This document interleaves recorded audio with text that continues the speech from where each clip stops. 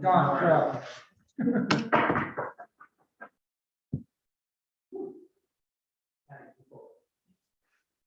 I'm going to call the meeting to order. This is the Hopkinton Budget Committee meeting Wednesday, November 10th, 2021. And we will start with the pledge of allegiance.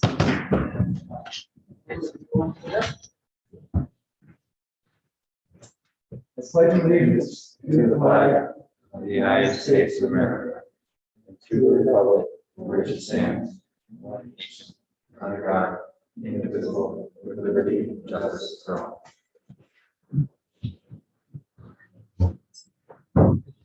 The Veterans Day celebration in town is tomorrow at the park here in Hopkinton. Do you know the time of that? Somebody help me, like 4 o'clock or something like that.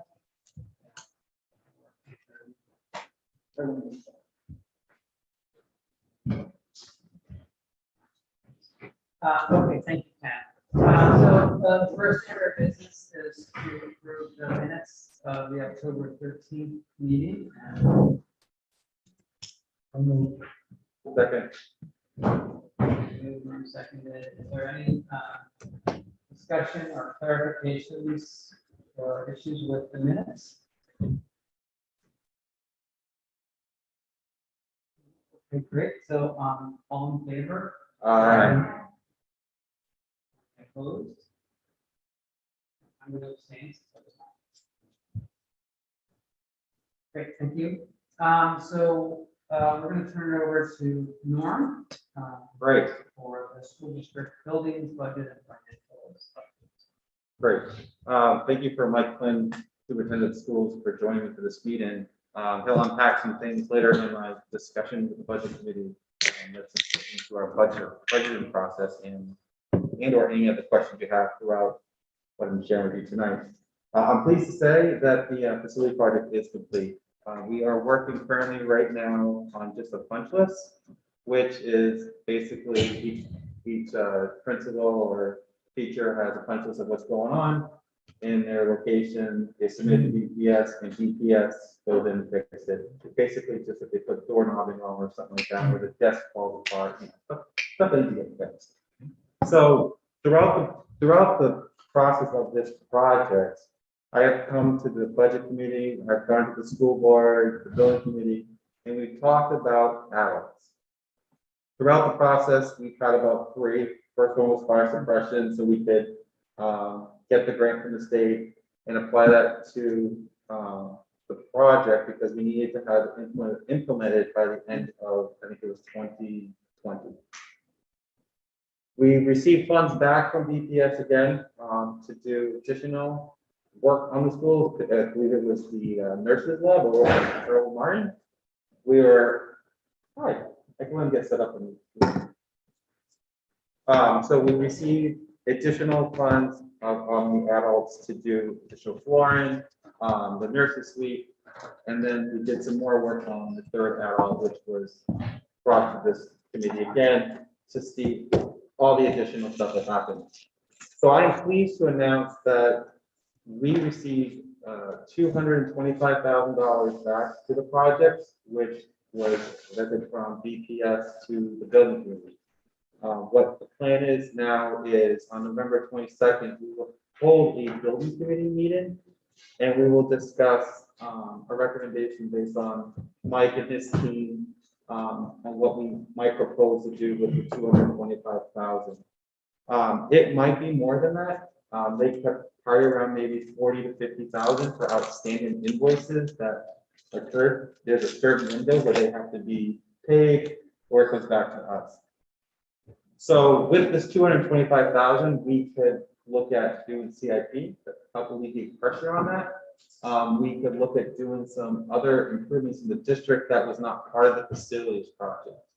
Our goal is to continue to improve our schools, improve the process of how we're handling this money, and continue to have oversight of this. So once we have a recommendation from the building committee, it will go to the school board, and the school board will then charge what we do with the funds. Did you want to add anything to that? No, we'll have a good number in the middle of this month. Yeah. We'll have a good number. I'll say that. Projections are coming in. So that's why we have that number. Yep, and the plan is going to be that come November 22nd, we will have a solid number because the project and books will pretty much be done. We will have that balanced out and the report will be available once it's reviewed from the board to the community. We got to remember that it's possible to continue our relationship with BPS since we have a construction firm on site with, not on site with us, but still part of the relationship. But if we want to be able to get some additional work from them, it's easier to have them in-house. We have that existing relationship, we have an attorney's bill, and continue the process of the building project. So it's an exciting day to receive these additional funds, but also to continue the promise to the taxpayer of what was delivered at the district meeting. I have a couple of copies if you want of the reports from the bond project that we have currently right now, which it will say 99–98% done. The other 0.1 is money coming back, of course, of invoices that might be up there. Is there any questions? Good. No questions is usually a good thing, right? So the next thing I wanted to discuss with you guys is, the next thing I want to discuss a little bit with you guys is yesterday we had our first meeting for strategic planning. I want to thank Jonathan for being a part of that with the school district. One of the things that was important to Mike Flynn when he came up upon the school district was strategic planning. We did not have one, and he was very hungry, I would say, to really get that started for this district. And I guess why am I bringing it to the budget committee is because it's very important, because the strategic plan will really dictate how we do budgeting, how we do CIP, a lot of things that invest into our school district. And when you present something to the budget committee and why there's a substantial increase in something that's in your budget, you can take this document and say, hey, the school board has said they want to invest in a 5-year plan and invest in this curriculum, whatever it is, whatever they decide to do. There's a working document. If something was to happen to our superintendent, which we would never want it to happen, there is a plan in place to continue the vision that the board has created. It also helps alleviate changes on the board. Things are set in stone and things are moving forward. It's assembled by a couple of community members, Jonathan, Mike, Jim, and I look forward to working through it for the next couple of months. And it's something that I think this district needs and gives direction moving forward. Do you want to comment on that? Yeah, just kind of to echo, I always use the carrot joke that if I drop in tomorrow, kids will show up to school. Right? So you need to have a document in place, not just for the district, but the community, have goals. Whether you're a startup or you're in industry, having a 3 to 5 year plan of where you want to go or what you want to achieve is always makes your business more successful. Our business, our professional education, you should have a roadmap of where you want to go. So that's the goal of the strategic plan. Set a roadmap, set some targets, set some goals, check in every year, and make sure that at the end of that 5 year, whether it's reevaluation or an addendum, whatever it may be, that we can move forward for the education of the community. And so, in the strategic plan, I think I sent you guys our mission statement where it's online. It really clears out what we're looking to do. And it's going to be a process in which an ongoing process with the community and with Mike and with Jim and many people. And I'm looking forward to doing that. The next thing in your packet was September financials. We're still in the beginning of, our budget, unlike you're towards the end, and there's really not much movement, as you can see, except for the part of refund from Primex for $32,000 that's put back into there. And you can see, that we're still at a very slow pace with things going. I'm happy to answer any questions. Like I said, there's nothing I dropped in there that I saw when I was with Michelle, but we're still beginning of the year with encumbering things and nothing's out of whack. Is there any questions about the September one? Okay. You guys are easy tonight. This Or just wait for the button, awesome. All right, so the next thing I'd like to discuss with you guys, let me just get my thing in. Mark, you missed a great, wonderful presentation last time that I was here. When Mike joined the board, Mike's goal was to start this budgeting process much sooner. Something that I've heard from this budget committee, that they wanted to see more information sooner. They wanted to have more input, more say, more ring in. No, they wanted to have more of an overview and idea process of how we come up with our number and why. And in this situation, we've been very fortunate to start this process much earlier, thanks to Mike's help. And in my meeting coming to the budget committee, I presented you guys an all-in number based on a discussion with all the leadership teams, based on all their recommendations, and put it all together to see where we're starting at. And when those numbers were compiled, it was about an 8% increase overall, with all the positions that were on that board that you guys saw from Mike's presentation. Well, a lot has happened between now and then. Of course, you know, the school board has been operating in public, been answering everyone's questions, been having open discussions about our budget process, and our superintendent of schools has been doing his job. We've asked him a lot of questions about the budget, what we can and cannot do, and ultimately it's come down to the board giving him direction. And I think I'm going to turn it over to him so he can explain the process of where we are in our budget process in the next couple of steps. And obviously, so any questions at the end, you know, I sat here in July or August. I believe Mr. Houston laughed at me on targeting. Mike, would you mind coming over and having a microphone so people get recorded? People online. I started here in August and Mr. Houston said good luck to me. I think that's what he said. So If I said that, that's not what I meant. Oh, no, I knew I know you're fresh, beautiful state. I knew it was in fun and it just, so we did start. So we started in September, and more importantly, we started discussions at the board level in October. We had 2 work sessions and then we had 2 board meetings that were really focused on budget. When we saw that initial number, when we talk about changing the process, I took a lens of I don't know what happened before, but this is what I've been able to do with successful budgets. It is tell me everything you want. So when you saw that budget, that was everything that we wanted. And then through the discussion with the board, past practices, things of that nature, we were able to break down that budget over the next 4 weeks to where we came to last night. Another change of practice, and I found it interesting, is the more and more I work through with this board, the questions that were coming up, a lot more key to, I'll call my job. So my job would be, what should we be purchasing or what should we be using the money on? Rather than and I kept saying, well, what's the number, right? What's the appetite number? Is it 2%? Is it 3%? Is it 5%? You know, if I'm going to present positions or how I think we should operate, but it's not the attainable number, it's almost working backwards. So we got to a point last night where the board had directed the superintendent and Michelle that the budget should come in no more than 2.5%. So that is now my task between now and December of figuring out what, as a superintendent and a business administrator, what fits in that 2.5%. Is it a new position, or is it I can discuss that something.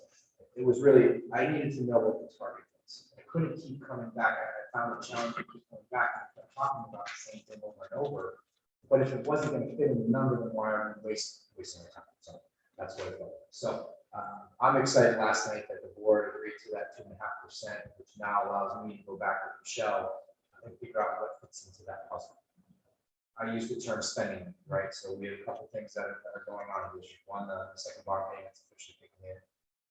We have 2 teacher contracts that are on the table. So one went public last night, so we can talk about that. And then the other one we're in negotiations right now.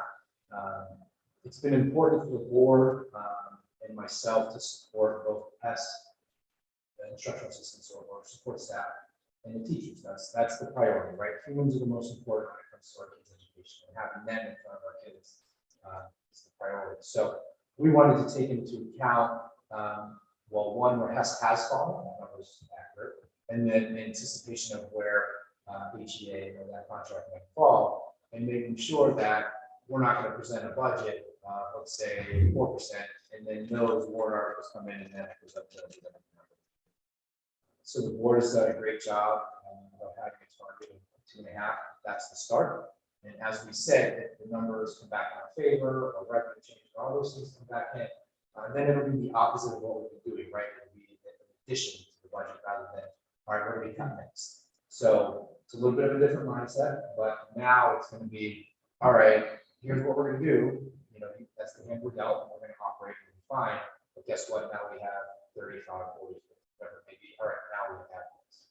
I think it allows someone like your committee to have a better target as well, rather than always all play a shelving, right? So 2.5, here's what fits. Anything else for us for spending money is going to be a bonus. So it's the next. I think we have the next board meeting on the 7th of December, 7th and then 21st should really be finalizing in that detail. Another thing that my approach has been, you know, operating budget. So operating is what do we do when we turn the heat on, open the doors, right? Lights, paper, actions. But it's that budget we took a real dive into, and I think we cut almost $19,000 out of our operating budget. So that was a reevaluation of how much paper we needed, you know, getting down into the supplies and the details. We were able to take some of the wants, the air conditioner, and target that towards general fund. So we did a real examination of what it was and then kind of shifting the practice. A couple other key areas for you is we're going to be shifting away from fund balance, right? So there's a fund balance that's been out there. I don't know how to phrase it other than it's essentially I was asking for more money, knowing we weren't going to spend it. So we're going to be shifting away from that to get to a bottom line budget is what I call it. So if I come to you guys one year and say, you know, we're asking for $21.5 million, I'm only going, that's the goal is to spend $21.5 million, where with the fund balance, we can come in saying, you know, we want 21.5, but we're actually can ask willing to intend on spending, you know, 20, whatever it may be. So that takes a couple of years, obviously, because that's right now in there. And we need to start chipping away from Article 10 and those maneuvers to get to a bottom line budget so that every year we come to the committee, we're only asking for what we need. So it's a little bit of a challenge because right now the number has been lately about 550, it's around 550. So it's like, so just a little background, when you talk about turn the lights on and all that stuff, and just regular increases and stuff, our budget increase was 2.1%. But if you look at what the board's director and superintendent right now, we're asking for just 0.4%. And Mark has many times at this table has said, you know, what is best in kids? You know, it's not necessarily about the numbers hard. It's about what are you bringing into the school district, you know, for these kids to improve, whatever, and that will maintain a sustainable rate. And he's heard that. We went around the board, we all wanted this, we all wanted that, we all wanted that. And when we put it all in there, it ends up being pretty high. And it's us as elected officials saying, okay, you know, we hired a superintendent to run the school district. I know he can do it. He's going to make the number work and then come back to us. And it is a lot better for us to be able to add instead of deducted and carbon. So it gives him time to do it. The one thing I do want you to talk about a little bit, if you don't mind, is how ESSER might come into play in the budgeting process, because it does have an impact on the budget committee moving forward. For the may have an impact. Correct. Yeah, may. Yeah. Before you do that, Can I ask you just questions? Yeah, go ahead. Yeah. Too far. So the 2.5%, is that budget, expense budget, or is that tax rate? That is, Assume it's expense budget. it is correct. And I The believe tax that- rate, the impact of tax rate. correct. I believe the tax rate. I have- Yeah, Rob. Yeah, I did. So I think this is just an estimate. So this was, I think it was about, Sure, right. We'll make sure we read it right. So I get a payment of one. Yeah, that's 2.5%, 2.5 $1. $1. If we use 200,000 out of our. Yeah. You would say that two items have changed. One of them was fund balance. Yeah. What was the other? So I was gonna talk about ESSER. Okay. Okay. So ESSER's out there. And I don't want to talk for the board because I know you're going to come and present. And that 2.5, how is that? I'm just wondering if you go over how that compares to like increase in advance. And again, I don't want to get too far ahead of ourselves, but do you have any sense? Increase of what? Like increase of cost of providing, say, everything that's been provided since this year. So you've seen like a big drivers increase in insurance costs. Oh, increase in wages and benefits. So I'm just curious how the 2.5 compares. Is that keep pace with, is that outpace, is that a little bit less? It's less. Yeah. Michelle, will be, yes, I'm sure we will. Right, I don't want to. It's a little bit of, it. Yeah, and the major part of that 2.1 is the bond payment. That's 280,000 of that, specifically to the bond that was voted upon prior to my life. Minor costs in there at this time for that would be support of position and then really some student support services. That's the significance of that. So ESSER. Wait. Sorry, can I just follow up on that just real quick? So, I mean, so it sounds like there's a general appetite on the board for about a 2.1% increase, So it's a 2.5. We've directed. 2.5% increase. 2.5. but a significant portion of that is being taken up by bond payments.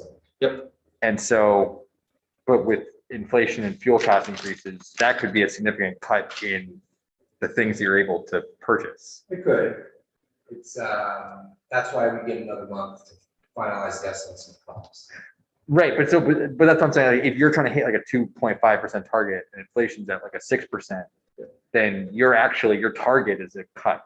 Your target is a significant cut. That's fair, Yeah. Okay. Is there a concern that you're targeting a significant cut? I would say no. There's not a significant cut. It was a reevaluate. What really happened is we reevaluated our previous operating budget. So that, when I say that 92,000 that I talked about, Yeah. that was that reevaluation that helped prevent any cuts. I guess that's the most specific. Right. So no humans, no. Yeah. Right. Their budget to spend exactly what's there. So he said he's trying to eliminate a funds or fund balance as part of the process. Is reevaluating. It's in. My question would be, as I'm listening to, technically legal practice that being settled, Yeah. is that because of money that we're trying to utilize now, working through that fund balance also, does it include things that, for the COVID, some funds that need to be used up for that? Yeah, so I mean, that's the code. All right, but that's a great point. I guess it's Tom. So some of we anticipate this year's number being where it's at, so we're able to purchase this year rather than having to wait till next year. So that helped alleviate some of that stress, so that it wasn't a strict. With the COVID money, that's I forget the balance right now. Doesn't matter. Next, so what happened in this process is we ESSER, thank you. ESSER money, it had a longer lifespan in the previous round, so one we expended by December of last year. So now we're on ESSER 3, which is good through 2023. And what ESSER is going to help us support is essentially what Tom was saying, is it's going to help alleviate that initial cut, right? So we're going to be able to support targeted areas, and that was the focus of ESSER funding. So loss learning, social emotional health, some of that stuff allows us to target that. So next year, targeting reading again, math. Our data sort of show that our kids are making growth, but that extra support has helped them grow quicker. And then it's also going to help support continuing helping the growth of the school. But previous this year, there was always one grade level with one less teacher. So this year, ESSER helped support that fourth grade class, which lower class level, which increases direct instruction. So I'm happy to do that. Next year, it's going to help. We're going to move that teacher to fifth grade to keep those class levels as well and help continue with that loss. So what Norm mentioned, and I continue to say May, is it's anticipated that we'll be able to help alleviate with ESSER by $180,000. Okay, so that helps that bottom line. The concern, or what Norm brings up is, I don't like using the term, but it's frequent around is baked in, right? So does that 186 automatically become baked in next year? And I continue to say May, because if we're doing our job in the targeting of the instruction with reading and writing, whatever else is supported, and we close those gaps, then those supports don't necessarily need to be there, right? So that's not a full 186.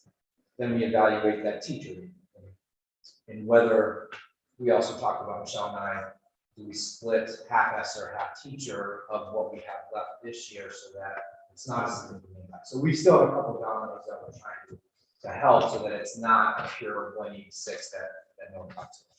And there's ways to do it. It's just management. So. Mike, I'm a little confused. The 2.5% is target, let's say, for the operating budget. The ESSER related expenditures, are they part of the operating budget? They're not. They're not. So, okay, so, okay. There's extra funds that are over here. But I mean, in my discussion with the board, I do want to make it clear that, I know we use the word fake, but it's important to say that potentially that's something that could be down the road. A starting point in the budget process. And, Sure. We have 200,000 allocated from this. If Mike seems appropriate moving forward, it might be in there. And, Don't take anything negative, but No, the question was just to understand. And it's also, and I always say May because it's tentative, because this year we anticipated, okay. If I'm going too fast, I'm sorry. This year we anticipated, last year when we approved what we're operating on this year, you guys approved, the budget was approved for an extra. All right. The numbers ended up coming in lower than anticipated. So that funding for that teacher got shifted. So I was still that funding for that teacher got shifted to the fourth grade teacher. So really, we're just supporting it at a grade level. So next year, right, depending on where we fall is the allocation of where or not we use that money over here. Okay. Maybe just to follow on your question, Ken, but how, you say it doesn't flow through the operating budget. Where does it flow through? It's grant funded. Right, the grant funds come to the school. You budget for grant funds through the operating budget. Spend grant funds. I don't understand when you say it doesn't flow through the operating budget. Yeah, so like it will. I think I'm misdetermining. Yeah, it would be a line item on the budget, right? So Right. like you'll come up with what the ESSER funds are for. That will become a line item in the budget that then gets presented and voted on. So Yeah, I'm just Yeah, saying so it's that- not a part of that 2.5%. Yeah. 2.5% compared to last year. Correct. Without that. Well, but Right. if you look at the dollar value at the end of the day, like the total dollar on the budget, and you look at that number versus last year's, that would be some number that's greater than 2%. But if you look at the amount of money that's being raised by taxes versus the amount of money raised by taxes last year, that would be 2%. Is that correct? Yeah. So Yes. yeah, so My brain operates. You're fast. I'm like trying to run. Sorry. So when I'm looking at what the taxpayers have provided me, that's one number. And then what ESSER provides me is in this column. So my expenses for that is coming out of here. Yeah. Well, it's part of like, I think it gets at this, you just, this being for a while now. I mean, I think what people at school district meetings are going to, they do want to know, what's the bottom line increase? And when if the number is really big, even if there's a lot of additional revenue, it raises eyebrows. So just good to be aware. Yeah, And then they want to find out what's the tax rate increase, because that's. Yes. So that's. yeah, and we're gonna, and that's why it's now legal, it's a law, this is posted online of S specifically what's going on and how it's coming out, so it's not, that's why I consider it its own. That's the question. I understand in my own mind. So the operating budget is the first part of what we call the big budget. You don't get to the revenue side until you get down to the tax rate. So are we talking strictly to the operating budget side where you would put in funds to do things that you want to do? But it would be balanced off on the second part of the budget, which is the revenue side, which in essence nullifies that potential increase. Yeah, and this is where I'm learning the process of Hopkinton versus how we usually. And that's some of the nuances that I'm practicing meeting. It's still, the number last year was 2027, something like that. And what the board agreed to last night is an additional essentially 600,000 that we have. But of that 600,000 is the bond payment, right? So it's already been, so then it comes down to the next one. So you're 2 steps ahead of us. Does that make sense? Well, it could be. Okay. But I'm just trying to follow up on Mark's because when we talked to the operator, we told the term around. Yeah. And we did numbers that were reducing or were increasing the operating budget, which is before you have warrants. Yeah. Front page. Correct. And then when you get to the second page where you have revenues, there's 2 parts to that page, which is the revenues, which are subtracted from the front page, and then you get down to the tax. Correct. So and then there's a number and a percentage that goes with that. So it gets very confusing as to what's your point of reference. Yeah, and we've talked about delivering a message and how it's done previously and what we anticipate it's going to be different. And more specifically, as you just said, what's the tax impact? It's a dollar. Right now, it's different. So all this talking, no matter what, bottom line is a dollar. That's essentially what we have to do to the right way. But I want to make sure that people know the process that we want. We're not, with us or, it's directed specifically, like we said, to certain things within their guidelines. And, I've said to the board many times that when we use it, we make it clear, like May, I mean, we use May a lot of times, you want to be clear and say, this is where this is coming from. If we do have a 2.5% increase, if we didn't have the extra funds, we all know the budget would be high. That's clear. So it's important whenever these extra funds are used, there has to be a public meeting, public hearing, sorry, where people are notified and they have to come and share public comment before we can withdraw and use it. Like he said, this is all online. Anyone can go to the website, they can go onto the Excel spreadsheet and they can see when we withdrew it, what the balance is, when it expires. It's there. And this gives Mike the flexibility to create his budget. This is his budget, and I think that's really important. It gives him some wiggle room to do what he feels best for the district. One of the things, and one of the questions that's come up periodically, especially with COVID funds, but it's come up with other things in the past is, these are like one full home funds, right? And so how are you dealing with approaching the use of one-time funds? Are you thinking about one-time funds for one-time expenses? I guess is there, or one-time funds for things that are like longer-term investments that are then ultimately going to have to be funded? Yeah, that is the biggest question on the question. It helps alleviate, you mentioned that, but it also go away, goes away. What's the point of content come back?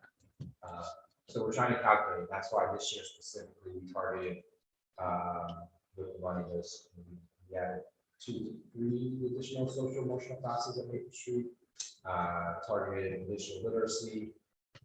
We're paying tutors for students that have to quarantine. So right now it's really about targeting lost learning and work growth. So that's what the main goal this year is. Next year, same thing. We're anticipating obviously a multi-year return to normalcy essentially for students. So being able to continue to support systems with mathematics and reading and writing. And then really, when we get to this spot next year, it's gonna be that question of did the intervention, targeted intervention work? Does it need to be continued? And then that's when we might have to have those bigger discussions on if this is gonna stay, then what will, whatever it may be. If I misspeak, just correct me. We have talked about one-time expenses on some things, using ESSER funds that were gonna be in the budget or recommended for next year's budget, we want to use for this year, like the reading program at Earl Martin, for example, right? That was one of the, that would, What geos we actually ended up, that's when we general fund. okay, so general funds, so that was a discussion, maybe using that, so instead we use general funds, just stuff like that. It's an ongoing discussion. It happens out this book, it was listening to the school board meeting, it's 2 weeks ago. one of the big problems. Yeah. There was a lot of discussion, of what was going to be, what share of the ESSER fund would be, like, curriculum development, person, et cetera, et cetera. So it's going to be fluid, I didn't understand, but it would be nice at some point in the next 2 months that you would identify a chart showing which pieces of that ESSER fund go where. Oh, yeah. Because Oh, we'll have it almost sounds like the same kind of confusion that the fund balance had, because you never know which one is going into or where it's going. No, we have that, but I told Norm I don't want to bring it tonight because it's going to change. So I'll be presenting you with false information because last night the board also made another decision to allow Michelle and I a little bit more leeway in getting away from the fund balance rather than a huge clip. Like it might take a couple more steps. And then so what we talked about with the ESSER is what we anticipated 186. I don't think it's gonna be 186 anymore. I think we'll be some of that back to the general. So the next time I see you, you'll have that will be clear as mud, right? I think clearer than it was a year ago. Yeah, and that's the goal. And more importantly, next year will be better. And I mean that because the staff will live through the new process. Right? I feel them all for it. They started working on the budget in August, but they never done that. And then the administrators after them for because I told them they needed it on my desk by September 15th. And then after the board for because we started talking about it last spring. So now next year, already going into summer, the staff will probably already be way ahead of it. The admin will know it's now summer work and not fall work, and the board will be prepared to have a number sooner rather than later. So, what I wanted to share a little bit was, in our last meeting, there was a couple questions about the slide that I presented. You know, we didn't unpack it because that was an all-in thing. We all knew that I wasn't gonna bring a 7.39 budget to you guys, but that would have been not the greatest idea. We wanted to bring something that was just be responsible. It'd be great for me. Yeah. But there was some questions about some of the recommendations that had come through that we didn't need to unpack, sir, but I think you had a question regarding the curriculum director, and I do want that question answered. Mike has specialized that in his previous job, if I recall correctly. And, you know, I will say I was kind of sticker shock by the price of it.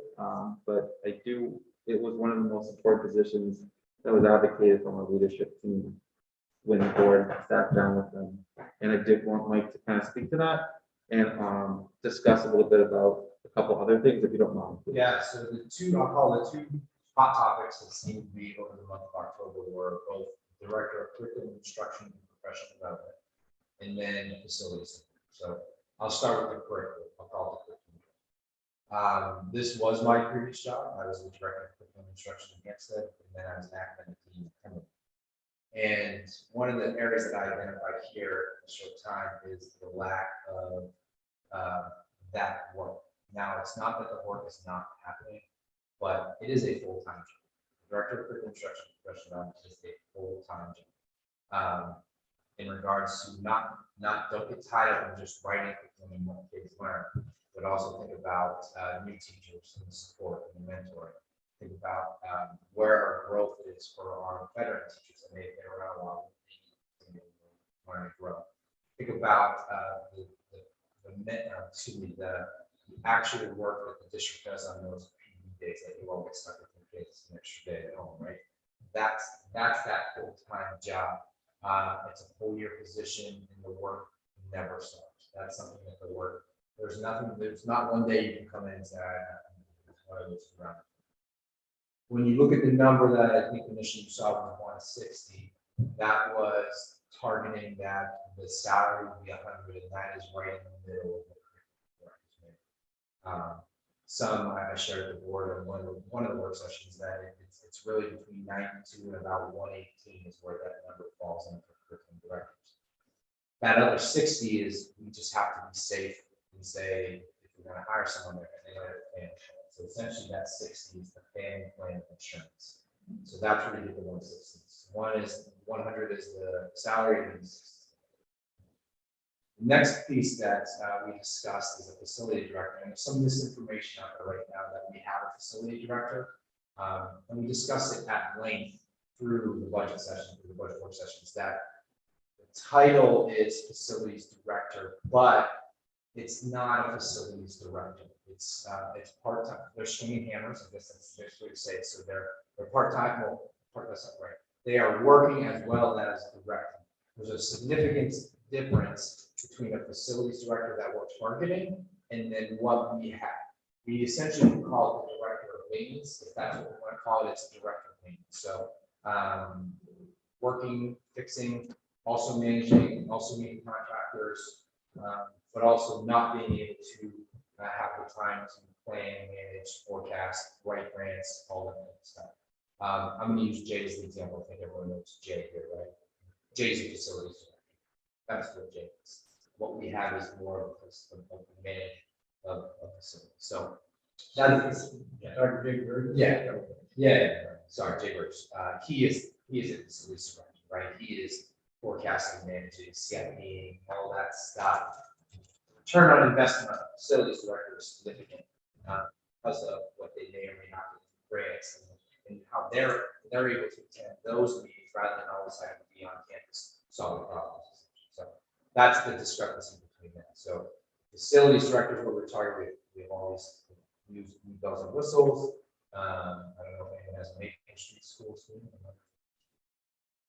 I do. Okay, so I would say that there's a recent issue with the playground, and that would have fallen under more of a facilities director in anticipation of what should have been happening.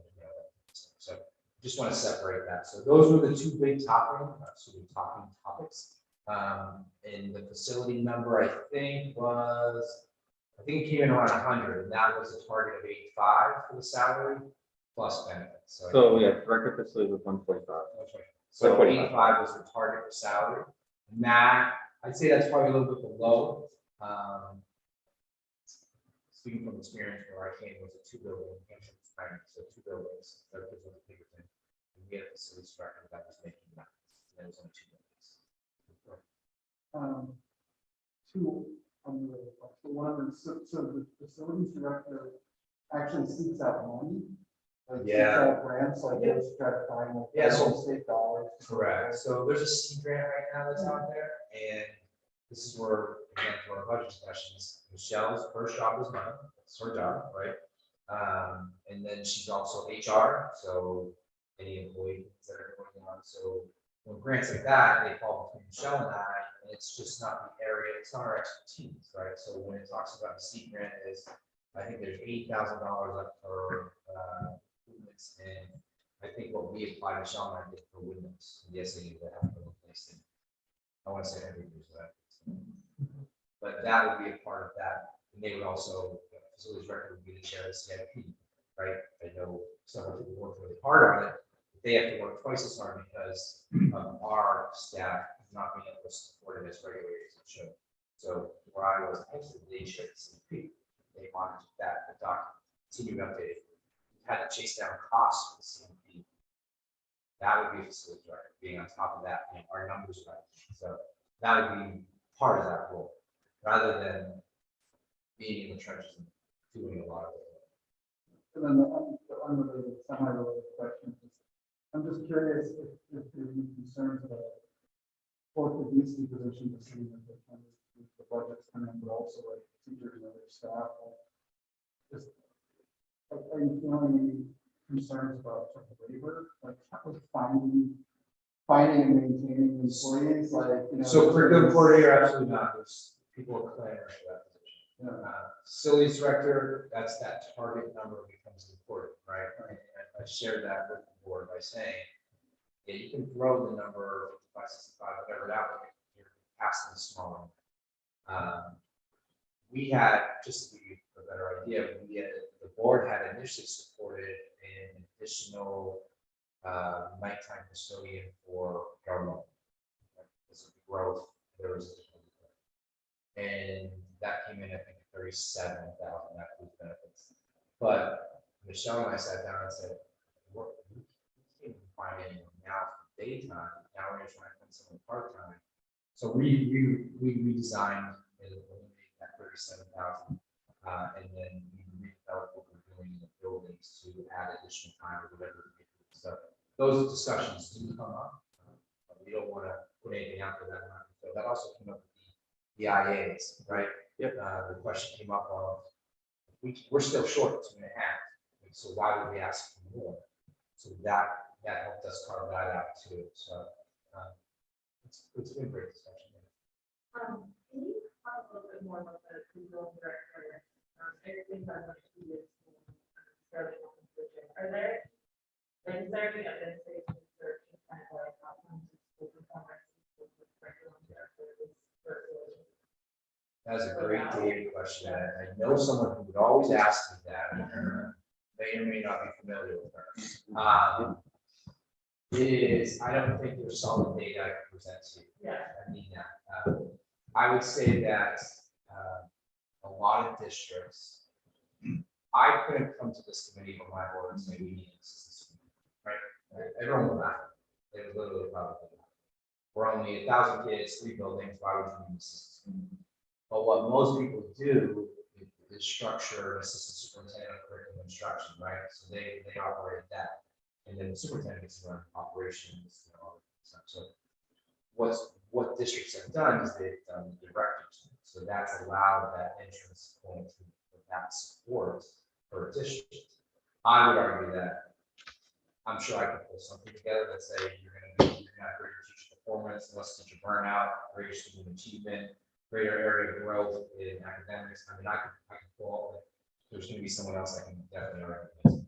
So it's one of those where it's the structure and leadership in place that helps that position succeed. What does like a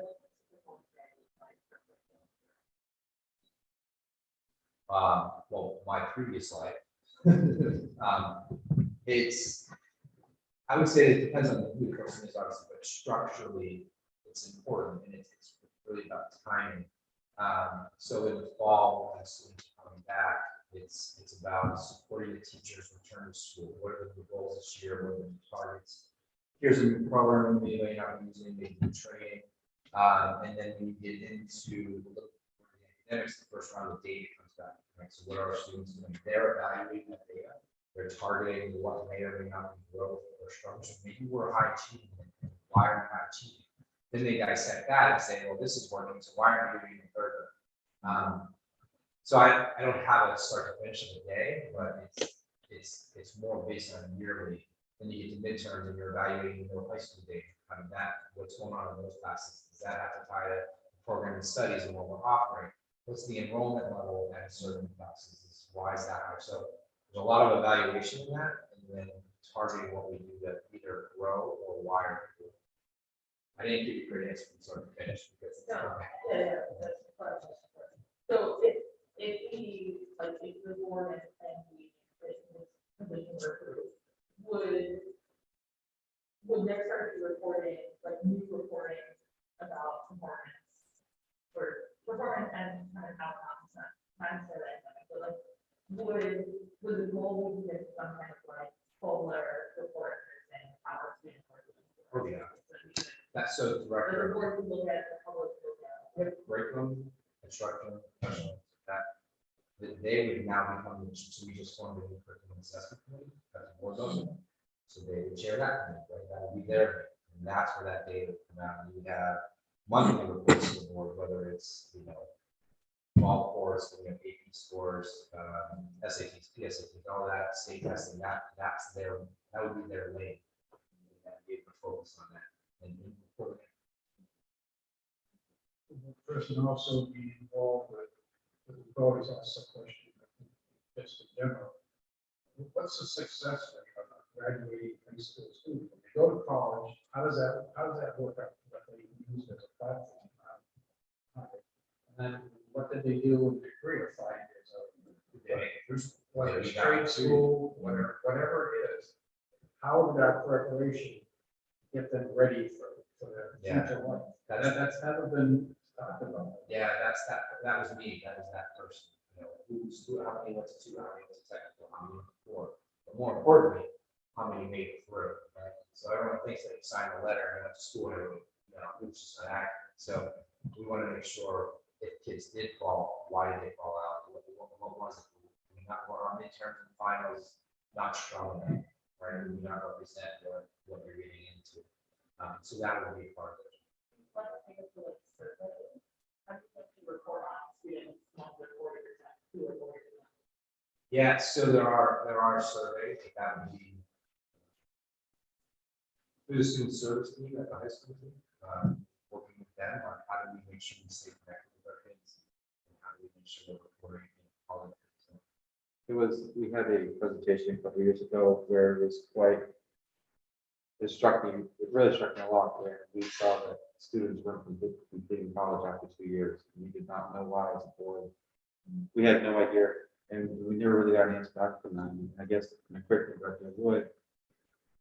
It's part of the evaluation. Yeah. In fact, one of the things that already that I identified is multiple pathways. And I think I talked to you about last time. So the curriculum assessment committee is going to be looking at, every student's different. Not everyone's a high-end scholar. There's no below kids. There is something. So we're looking at multiple ways for kids to graduate with different types of components. So if you're a technical kid, and CRTC is your thing, you should be focusing on that. Does that mean we should be requiring a particular language? You never want to do that in your life? Probably not. Like your credit should be your CRTC. So that curriculum assessment committee is already working on that evaluation, and those are some of the things that can come. That would be that lane. I keep saying that lane because right now, out of my office, I have multiple lanes, Michelle's in multiple lanes. We're doing multiple things, and I've said to the board, sometimes when you're doing multiple things, it's just not high. It's not always high performance. Right?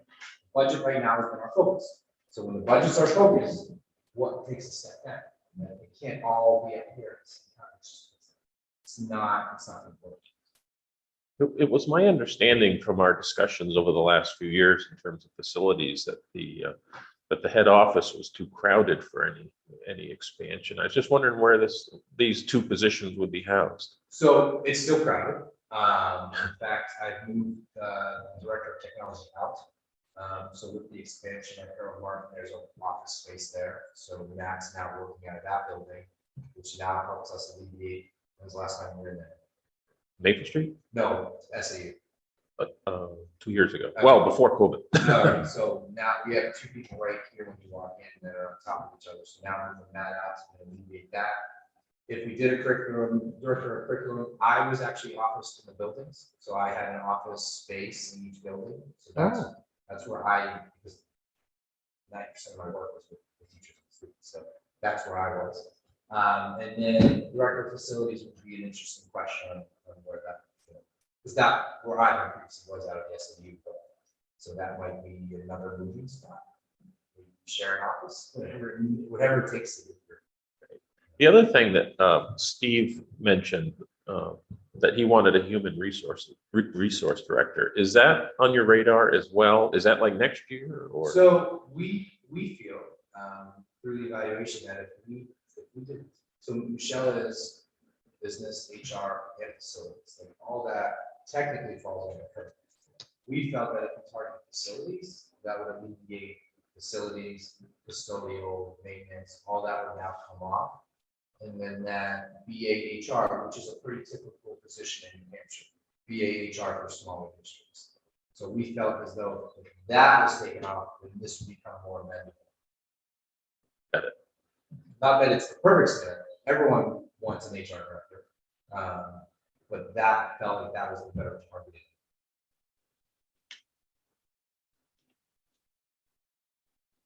You know, months, years ago, when I joined the budget committee, I said to you guys, you know, we're a different board than what you guys have in our meetings with discussions and how we start our budget process. And I can say we have a new superintendent. And I'm very pleased with this, with his presentation of getting us ready for this process much earlier, have an ongoing discussion with you guys. And I do thank him very much for having this discussion with you guys, and he'll continue to be coming to us throughout this process, where hopefully in December, we will have more information. What's important is that he knows what we want. He hasn't said to me, I'm going to put a curriculum director in there, I'm going to put a facilities director. He hasn't told us anything. He's going to do his job based on a percentage that we gave, that we all agreed last night unanimously.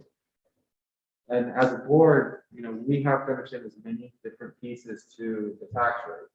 And what happened last night is we agreed to a test contract, which you guys all have in your folder, which I would like to go through. Does anyone need a paper copy of this?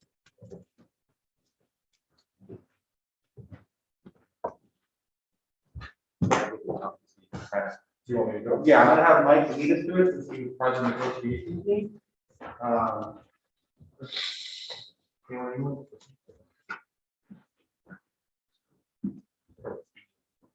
So when I was speaking to HESS, H-E-S-S, right, support staff, under that is the qualified people, office staff, service, and support. Most people think about instructional assistants when we talk about HESS, or our adults that work with students, some of our high needs. So those are those humans that are in that bargaining agreement. A couple of the challenges I found starting here is we had a lot of open test positions, and it is one of the lowest paying positions in any district. Working with some of our hardest students, but we were uncompetitive with surrounding districts with that type of work, right? So if I'm looking for a job with benefits and I know that it's school hours and I apply here, Hopkinton probably the last place I will apply because of our competitiveness. So when we went into it, we wanted to evaluate the healthcare as well as the wages to make sure that we were competitive to help. Because obviously, you know, when our instructional assistants are staff, and that helps our students and our professional staff.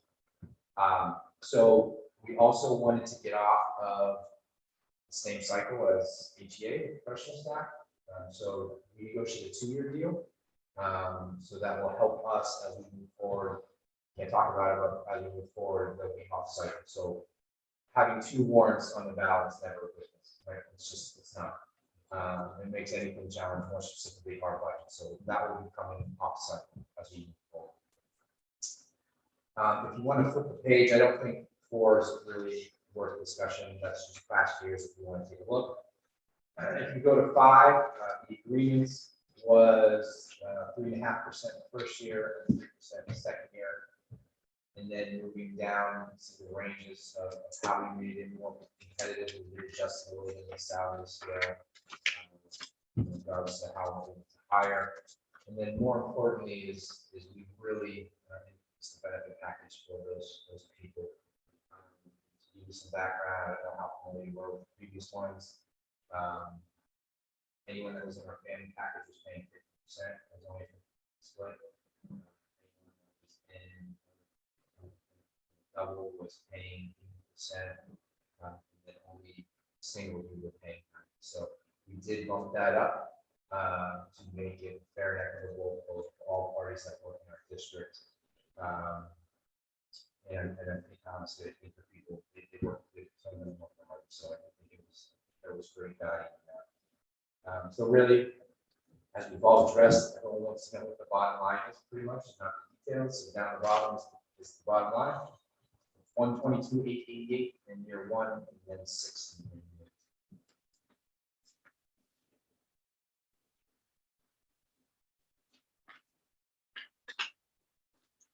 Can you speak to, that? I'm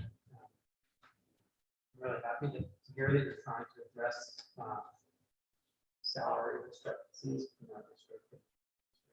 Especially now. As you said, also, given your, this group of people in the system is not involved, basically also. How does the 90%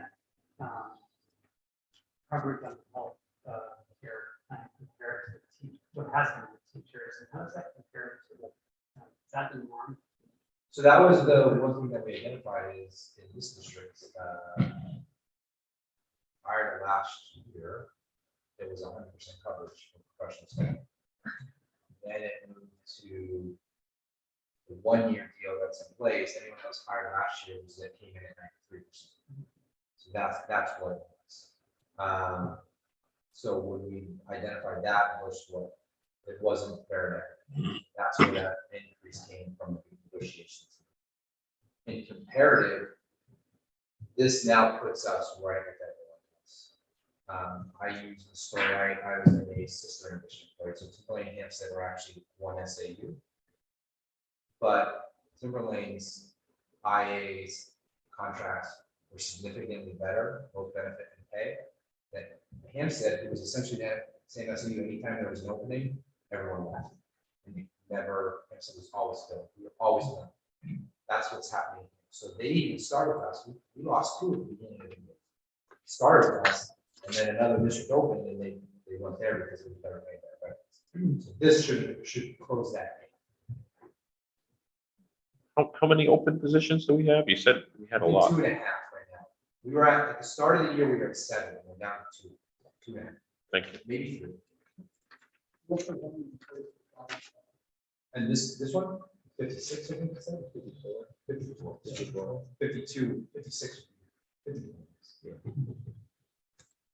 And the effective date of this will be July 1, 2022. Yes. So we were able to fill 5 positions under the current contract. So people came into the district even though we were paying less than other districts? Yeah, yes. Some of, yeah, I mean, I'm not.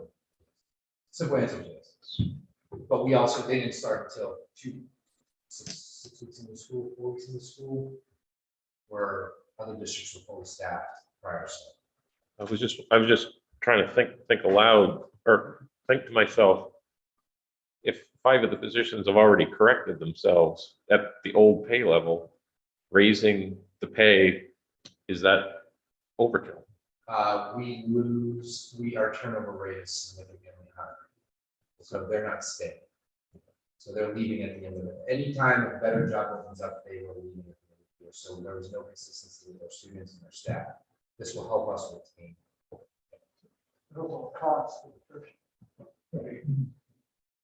Understand it. Thank you. Would this 122,000 be included in the 2.5% increase or the dollar increase in the tax rate estimate? That is on the outside. Actually, I think it might be included. No, it's a 2.5. It's a separate warrant, Yeah, but it's we're separate also, it is a separate warrant, but in our calculation, we're trying to, 2.5 is operating this. Mhm. I swear, Michelle, this is where I was, Michelle. No, we can't. Goes back to you. I know. No, it doesn't. That's why It can't show up in the operational budget because if they vote on the operational budget and then they don't vote on the HES, then the numbers. That's why I also asked on the dollar. Right. I just think for transparency's sake, later on, you want to, make that very clear that's in there. Absolutely. I think it's a great move to be competitive. You just said, the attrition rate, trying to hire a new person and train them to get them into the classroom is extremely costly, but no one wants that. Very few look at that. getting more about students, right? Familiar faces every year is greater for them. Especially the kids that they're trying to help. There's a number There of are- self-sufficient.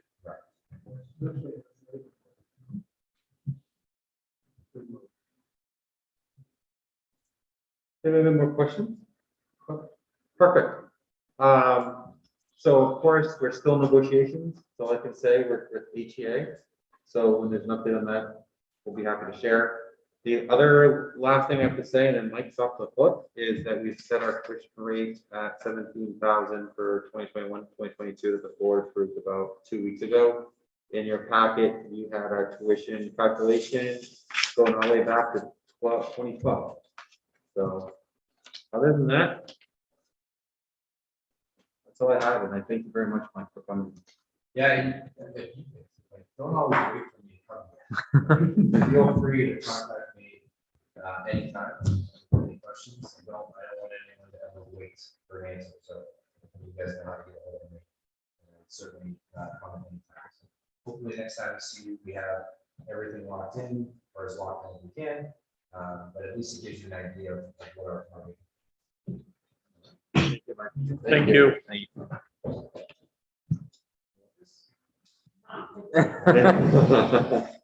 Thank you, Mike. All right, I'll see you tomorrow. Okay, Norm, you're all set. Yes, I am. Thank you, Mark. Appreciate it. Great. 10? Yeah. Sure. I guess I'll just start with where we are on the budget. And I wish we were near the 2.5%. The select board had received the department head request. We just started the process this Monday. And you'll see, I handed out a two-sided sheet. It's the colored side. Oh. And just focusing on the bottom line, if we went with everything requested and the estimated operating revenues, we'd only have a 19.48% increase in the budget. So obviously, that's totally unacceptable. But we have some real problems particularly on the expenses for the operating budget. And I'll just, enumerate a number of them. For instance, the annualization of the debt service principal from our last bond, that's adding 238,000 by itself.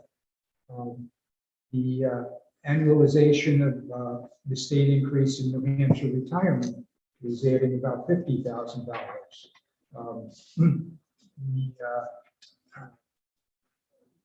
We had entered into a settlement with Fairpoint that was suing us in court, as well as many other towns in New Hampshire, about assessment.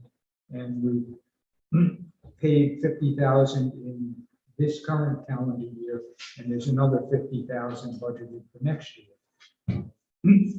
For lawyers? For lawyers? No, just that's settlement. Oh, settlement. Can you explain that a bit? The utility assessment, they took us and many other towns to court over the methodology and the numbers that the assessment was based on. And let's say reading tea leaves in conjunction with our attorneys, settled, in fact, agreed that the assessment was too high. The methodology that our outside expert was using was would lose the court. This is like all public service, totally. Yes. Overtaxed and etc. Yeah. Is that outside expert? Do they? Do they have insurance? Yes, I mean, they provide their professional expertise. So I can't say anything else, but there are a lot of towns, they all think it's Yeah, So after next year, the next 50,000, that's it? yes. and I'm sure the cost of litigation. Yeah, and more towns have settled the higher the cost due to those. So there's the same assessment company involved with all the over assessments. As far as I know, yes. Another driver, and similar to what, Mike was saying about wages, and I think I had mentioned last time that the select board would like to go with 3.5% merit wage pool increase, and that's $100,000. At this point, we're estimating health insurance is going to be an additional $70,000, but we've asked Neil and Deb to look into what alternatives are out there. If there are ways we can reduce those costs. How much was the merit wage? 3.5%. The dollar figure? About 100,000. Thank you. And then you've all heard about supply chain issues and all salt. Dan Blanchetti is telling us the salt increase is so much that that alone is adding about $40,000. So there are all of these drivers that, in effect, we have minimal or no control. We're not adding any new positions. During this year, we've reduced, when Marilyn retired, her position is, now a part-time one. We've added more hours for the building inspector, but we're going to be looking to increase the charges for those kind of services. Another place where we're facing the problem is lifeguards. Paula was telling us she had a terrible time last year trying to get lifeguards, and so we've got to raise the salary significantly, or maybe we should be looking at will pond be a swimming loan risk, no loan risk. These are the kind of decisions we have to will be facing.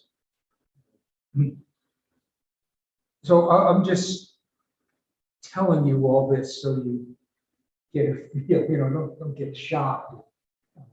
We on the good side, this 20% increase does not take into account the use of anything from the fund balance. Obviously, there will be a fund balance that we can use at this point.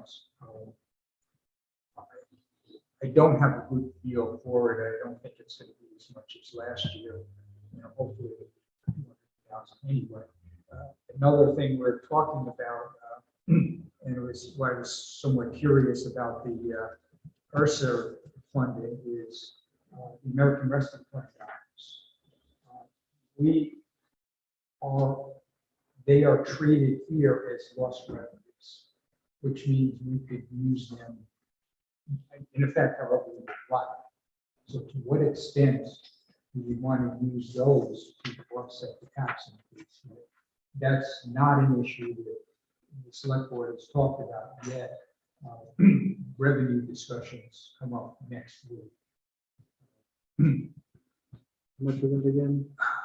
Well, it was over the 3 or 4 years you have to spend it. I think it's about 600,000. I think we've received around 300 at this point. Okay. At one point we were hoping, well, we could use it all for additional money for roads or culverts or whatever. But now I don't know what we can do with it.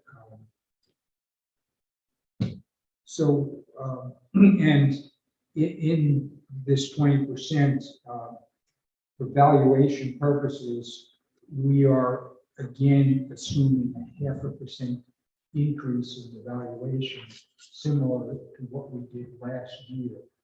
At the request of the budget committee, when the school board and the select board met jointly a couple of weeks ago, this was item number 2, I think, on the agenda. I made the case that we should use a 0.5% for both tax rates at this point. And there was a disagreement, and the school prefers, for their reasons, not to reflect any increase here. And I understand their arguments. I don't think they're right, but I understand. And, you know, from our perspective, we know, you know, what has been filed so far for buildings, renovations and whatever. So, you know, certainly Leo tells me he's very comfortable with 0.5%. And when he's comfortable with it, it probably means it's 1%, because he was very conservative. The other item we spent some time on at the joint meeting was about Georgia Park.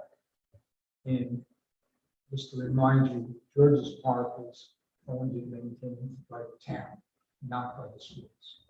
And there's always an issue about scheduling, just maintaining it, whatever. So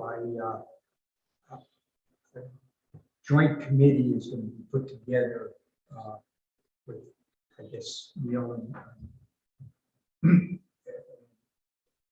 select board, school board representation, as well as different groups, high school, men's softball, that use the field, with the hope that there can be some kind of resolution sooner rather than later.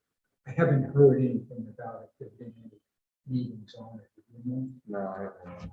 Resolution of what? Ownership? No, not of ownership, but is there a more equitable way to handle scheduling, maintenance? You know, if it's used primarily for the schools and they have first dibs on it, you know, that's fine, but maybe they should be paying a lot more. They should be paying. So, yeah.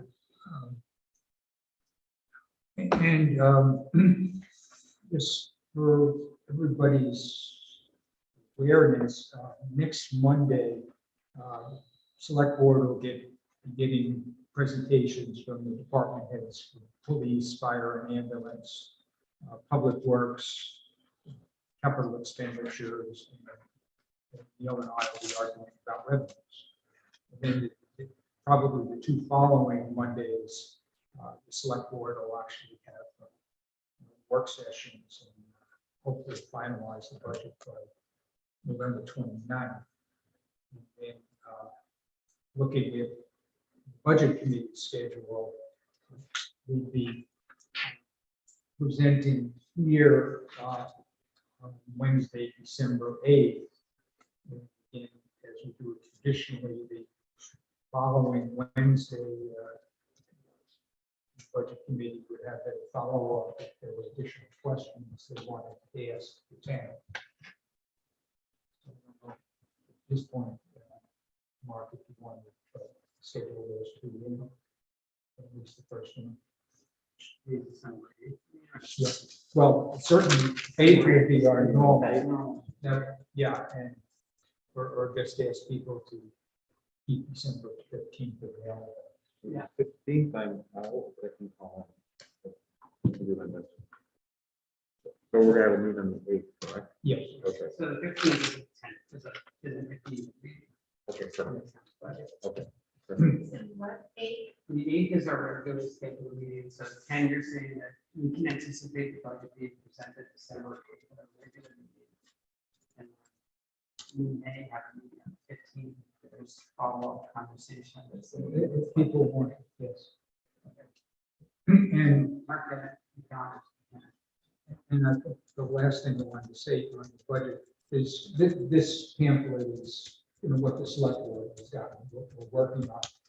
Once we finalize it, there'll be an updated hard copy version. Would people like the hard copy or just an electronic copy? So we can eliminate some truths. Hard copy. Very good. Okay, so I'll say that just to play it safe, but that doesn't. Okay. I covered a lot, so does anybody have any questions on what I've covered so far? There is something outside, all the other documents out there, fuel costs. And- I was just listening to. Yes. the Podcast on the way over, it's about, those are pretty dire. They are, we are projecting increases in fuel. I heard as much as 100%. Fortunately, that's, I think at the main fire station. we use it. So, and electricity. I thought they use wood pellets at the They fire. do that. And so, It's a backup system. The propane is back. yes. Yeah, yeah. That's good to have two fuels. We have, But is it, I'm sorry, but is it, are you guys looking for two? Who bought it? We have a, Did it before? we have a contract with fixed price for oil or gasoline. It's gold. It's golden. Yes. And who knows? Should sell Yeah, it's broken down, so I can't quantify, but we've taken that into account. So when you present the budget, the expenses and operating will be broken out by line item, right? But I would just say that, like, was it 200,000 coming from the control or the pay out for the bond for Correct. last year? Yeah. So it may be some, that, I mean, that's a hefty chunk, but that's due to a bond, like, increase Mhm. necessarily. It'd be nice to see like the percentage change or like the effect changes in that bond. Yeah. Payment, just to understand like those are the operational costs that are going on. What- The bond like. What you would see in this booklet electronically is a breakdown by department of prior budget. Right. What's the extent to be and what the request and the percentages, as well as a page that simply has the major drivers. Unfortunately, we don't have to recreate the bill. When will those books be available? Well, sometime after we finalize. I hope. Within the next 3 weeks, right? No. The 9th was the, well, the 7th, right? Was it planned? Yeah, we're shooting to finalize on the 29th. And if that is the case, then it would be the following, probably the following week. So I would imagine early December. So my question is next week you are having your heads come to select board to discuss their budget. Is their numbers already in here already?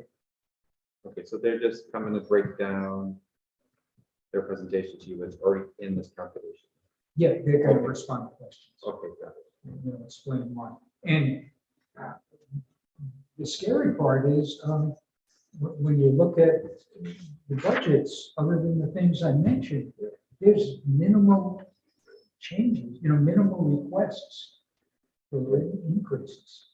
And this is just Norm talking. One thing that I've always said is that the select board, the school board, always talking about when there's a year where you guys are having a substantial increase, which you don't want to see things in the town be funded, and then the school district has to take a year, at their own pace, and the swap, it's just a discussion, you know what I'm saying? Like, boards need to be open and have a discussion. I mean, I was very glad to hear about the 2.5%.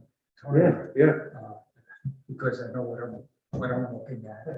And I have But you're no right. idea how we can get it to a palatable percentage. But everything that you've said in this meeting, it's exactly the same position I was 2 years ago when I had a bond coming. I had early retirement, and it was in a position where everything was out of my control in my budget. If anything else that I thought would have an impact on our students. So it's exactly the same situation I wanted to in. Sorry, I can relate. Hang on, Tom. Tom. No, it's just a comment. It's a comment that I made. It really makes me wonder what that 2.5% increase is going to translate into. It's just, if the town is talking about the 10% Yeah. pace. Yeah, but they're buying stuff on the spot market, though. A lot of the stuff the school is getting is contracted in. I mean, they'll see it probably next year, right? I don't think the No, school's not- buying any not less fuel. Spot market, I wouldn't use that term. Oh. I mean, like, Like salt. so, yes. Debt service principal at the school doesn't have that. The retirement, because of their 6 months different than us, they're fully baked in their current budget. Fairpoint settlement, they don't have that. Health insurance, they'll give us also. So, all right, yeah, can I ask a question? So, because I'm looking, coming down to the bottom line, I get to the 20%, but I get a little bit lost going through the line by line, how you get to the 20. Like the math works out, but one of the things that confuses me is that a huge portion of the budget, 7.4 this year, 8.2 is in the expenses, right? So like a huge portion, that's only like compared to everything else, the operating budget is everything. Like you could just look at that number in terms of how much money you're spending and you get 95% of the picture. So that's only increasing by 9.7%. But your bottom line grand total impact is increasing by 20%. And I'm trying to figure out why those two numbers are so different. And it really comes down to the fund balance use. Fund balance, operating revenues. Right. But it's like a sizable portion of that is the fund balance use. And it's not that you're using it this year, it's that you're not using it this year and you were using it last year. So that $331,000 of fund balance use that was used last year, what was that used for? Why is it such a difference in the fund balance use from last year? Because I guess what I'm trying to say is if you look at the amount of money that you're trying to spend last year versus this year, it's only really changing by about 7%, which is almost what you'd expect in terms of the cost of things last year to this year. What you're trying to spend, the difference is not 20,000 or it's not 20%. The effect to the taxpayer is going to be 20%. But in terms of like, you're not really spending anything different. That's what you're saying before.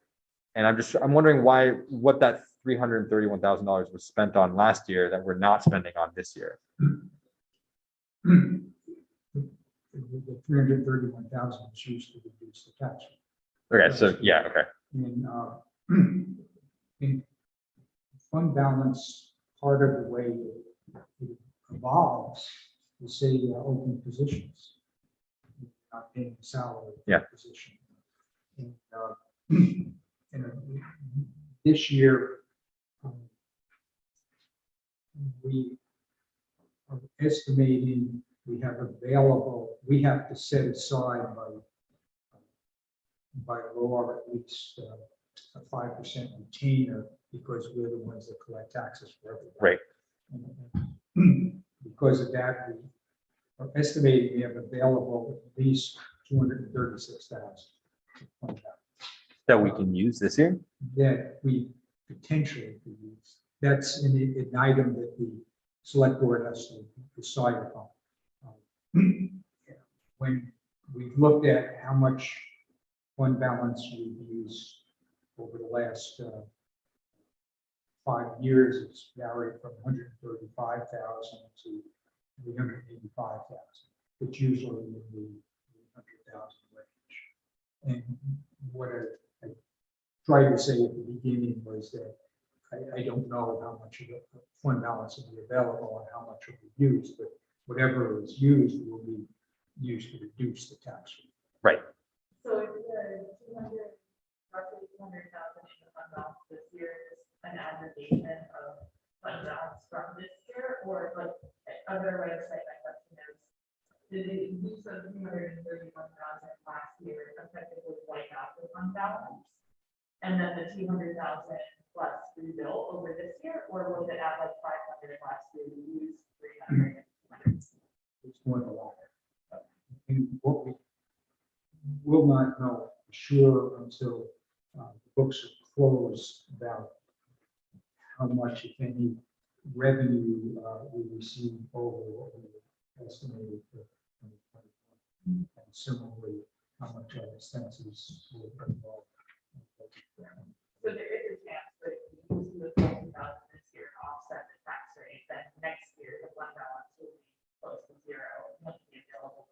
and we could see if we would have to potentially hike and then. Yeah, the more we use this year, the less we have available for local taxes next year. You know, we have to look at, you know, not only the CIP going forward, but Rich mentioned, you know, the Fairpoint settlement, 50,000, we don't have that expense to follow. Year after that, we've got a bond. Don't remember, that's another 50,000.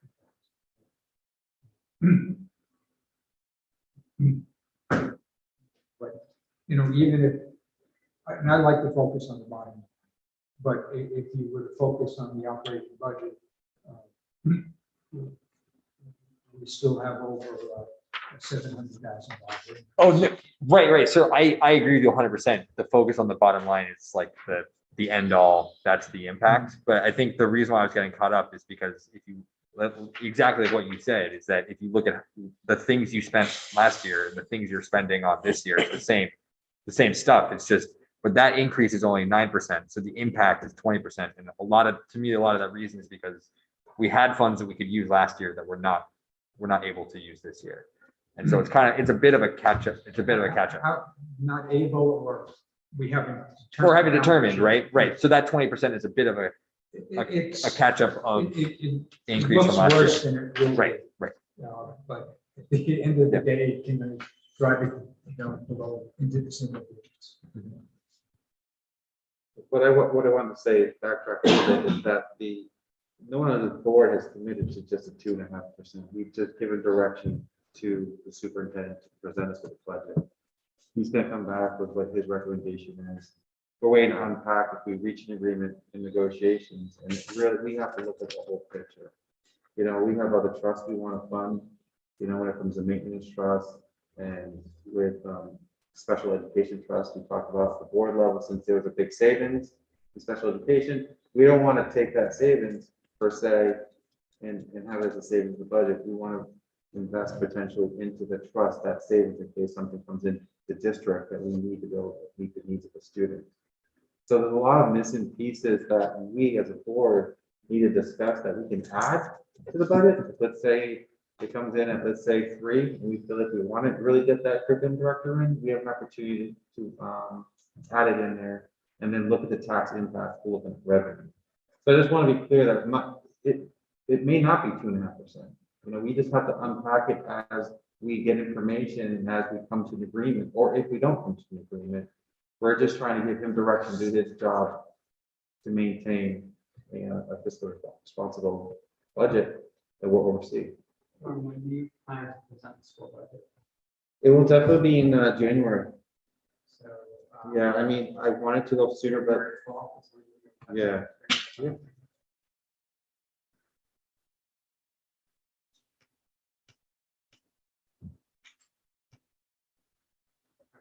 Yep, Very close to offset. the 13th, Set aside the next, so that's follow up. 12th, right? Yeah. 12th is the second. Into the-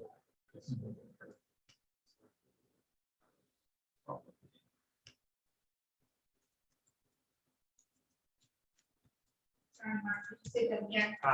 So I was just asking folks to pencil in May 18th as January 12th is our regular meeting, and January 18th. We should pencil in as likely needed to follow up on.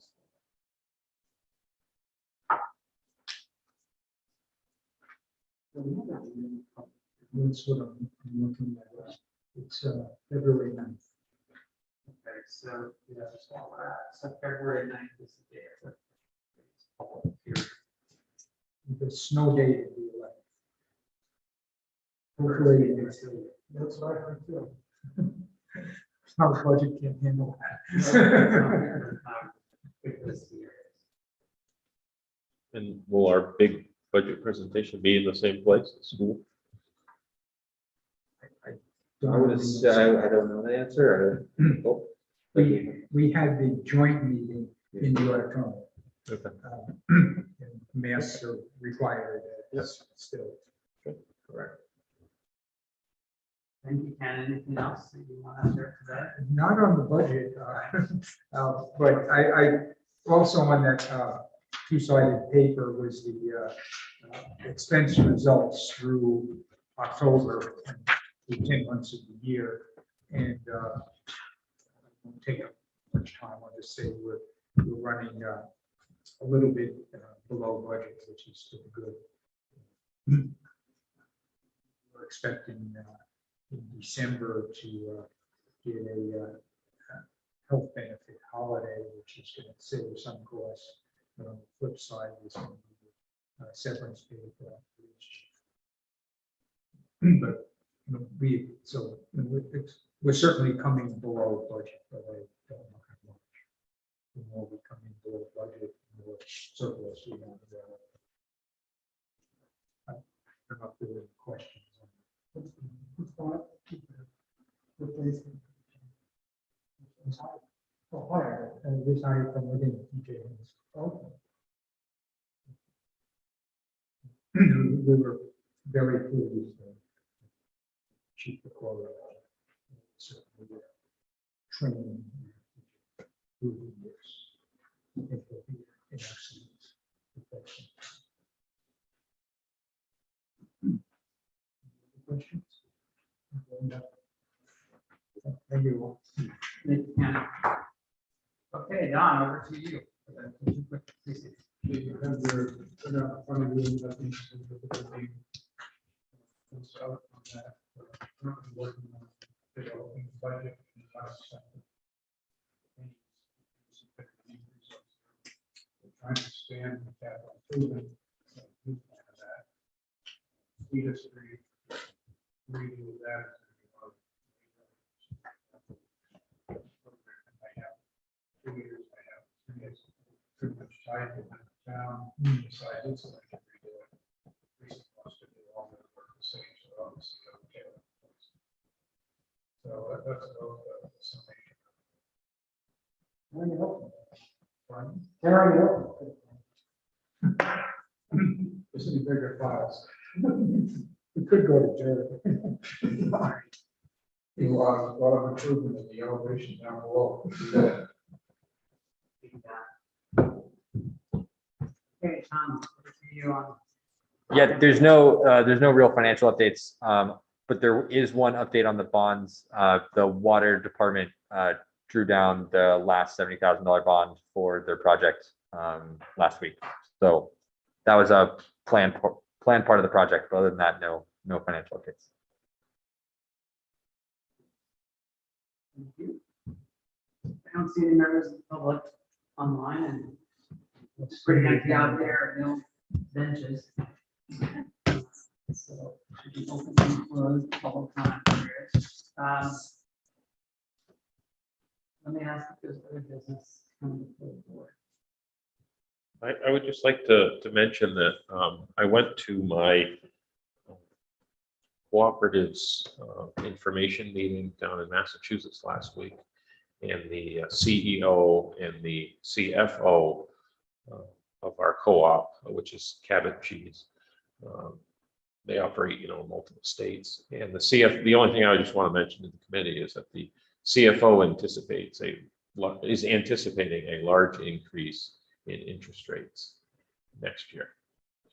And, if the school and the town were considering any loans, they might want to do it sooner rather than later, and also not to get into any variable interest rate loans at this point. Sound advice.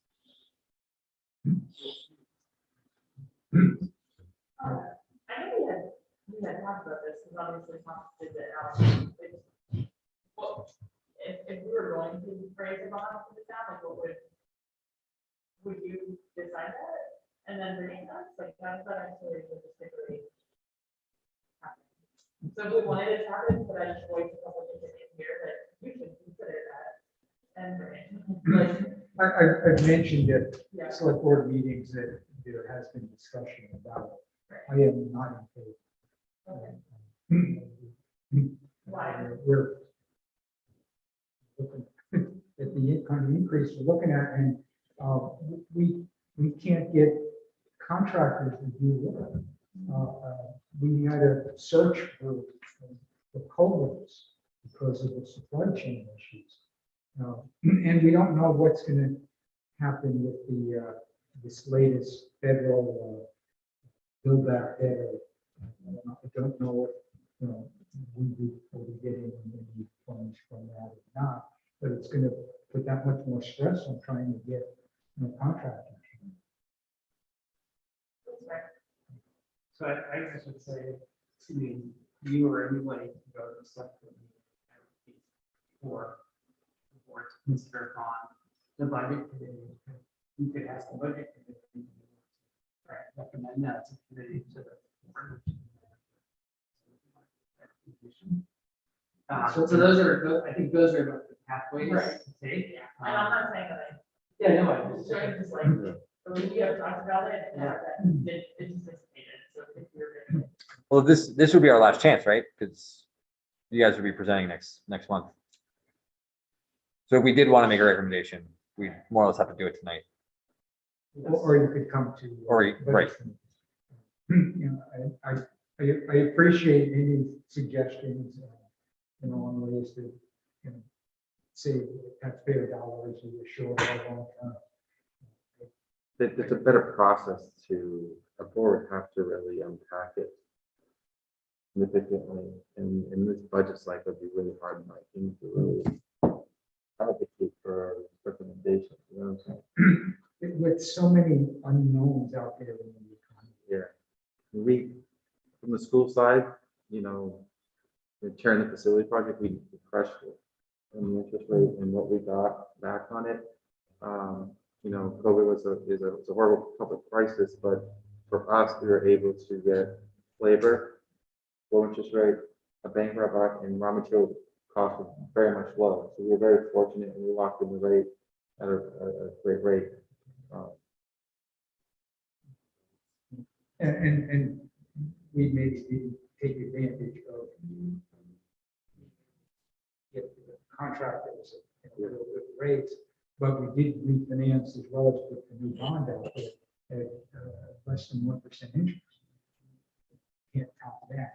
I think your challenge, you said that the challenge of finding contractors is huge and going to get much harder with all. It's going to be long. So, I think it's a great idea conceptually, with a lot more money now, and in reality, I think it's hard to spend it. Even if you could get to that some money, there aren't people out there who want to see it.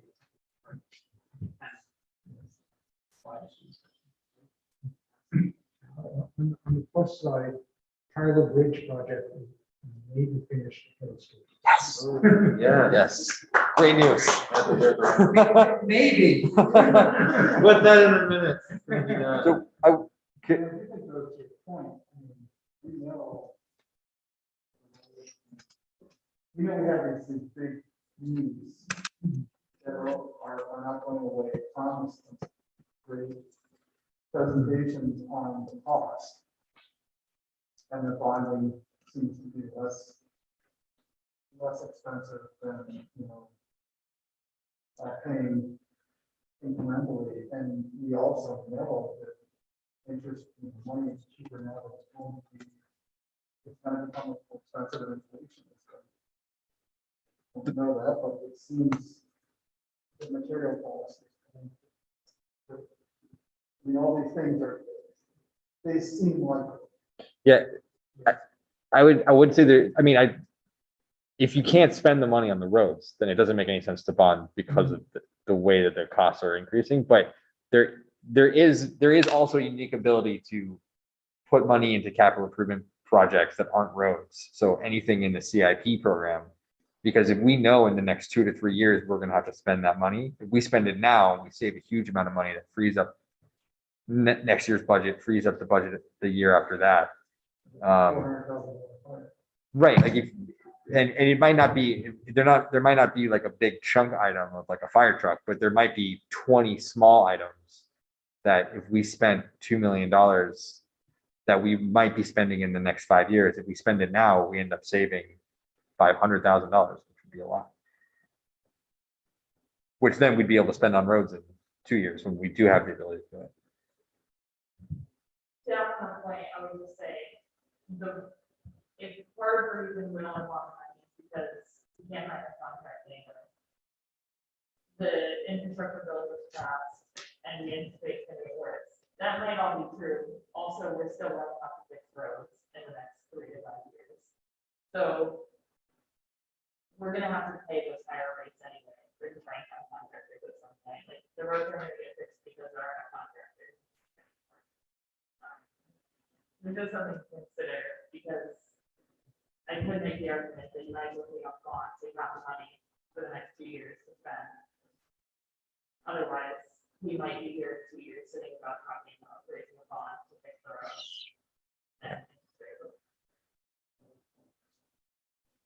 I would make the recommendation, Carl would shoot me. I know, right?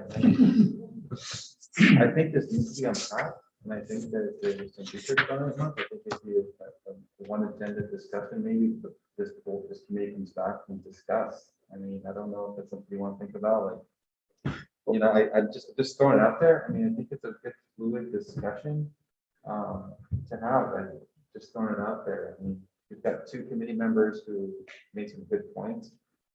I would like to see some data and some more things unpacked on a recommendation to go to the select board. Just throwing it out there.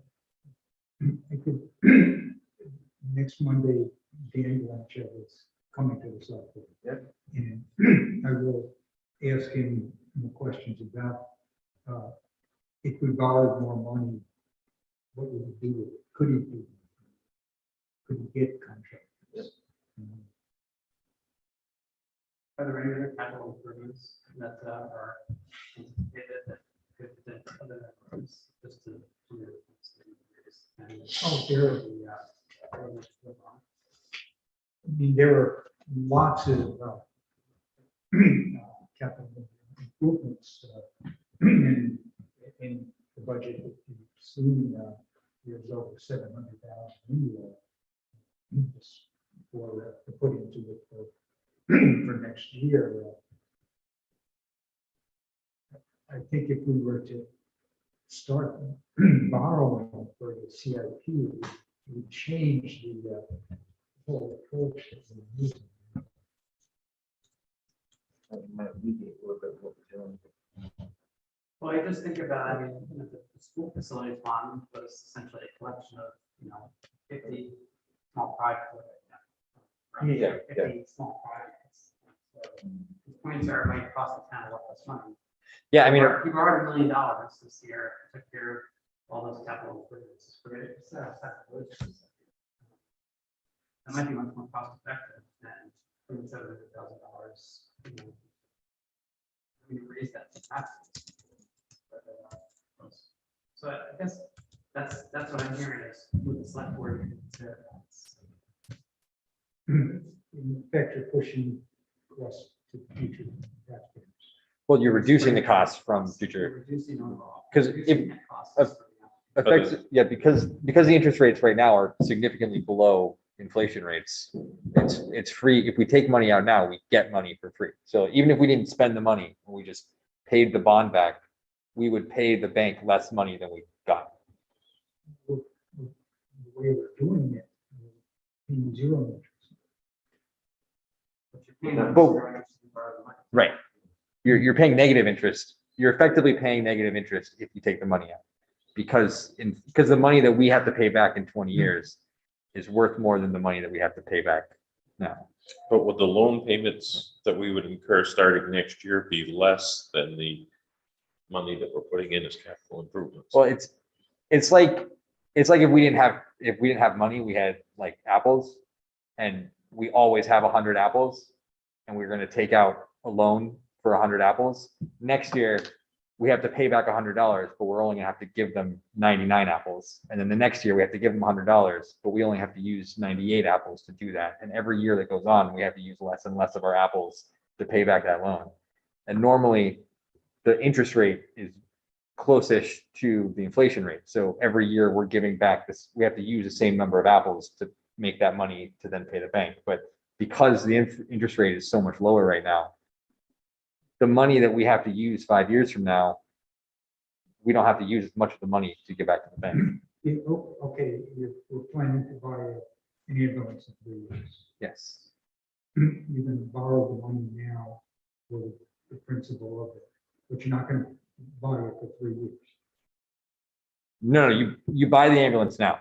You buy it, that throws the whole CIP out of whack. No, right. And so there's part of that is, there's a depreciation value to that ambulance. Every year that ambulance is depreciating at a certain rate until you're done using the ambulance. And so you'd factor that into the value of buying a new ambulance. Now, if your ambulance is good for 20 years and you buy it 17 years instead of 20 years, you do lose a value there, but you might still make up for it in the loan amount. We're on schedule where, let's say, ambulances, you replace them every 5 years or 10 years or whatever. So Because that's when they've used up their useful life. I totally agree. It would mess up the next 5 years worth of capital improvement plan. And this is not how a capital improvement plan should work. But by doing that, it frees up in the next 5 years, it frees up budget to be able to then use on roads that we can't spend money on now. Right, I think what he's saying is, if you buy an ambulance, if we're able to buy an ambulance next year, because we know we can't have contractors to work on the roads, but we know that we need to make improvements to the roads in the next 2 years. Then in that year 3, when we would have spent money on the ambulance, you can now take that $500,000 out of the ambulance cost and put the money into the roads. So yeah, you would have to reconfigure, but you're just shifting around when you're spending money, recognizing that it's in the ideal world, we would spend money on the roads right now, but we can't. And I would never advocate for this, except right now there's a weird, Well, we're in like the twilight zone. in the presentation you did last meeting, in terms of the cost of borrowing, You pop that on there, any chance? I can't pop it up there, but I'd like to. You I'm- have it. you might actually have it here.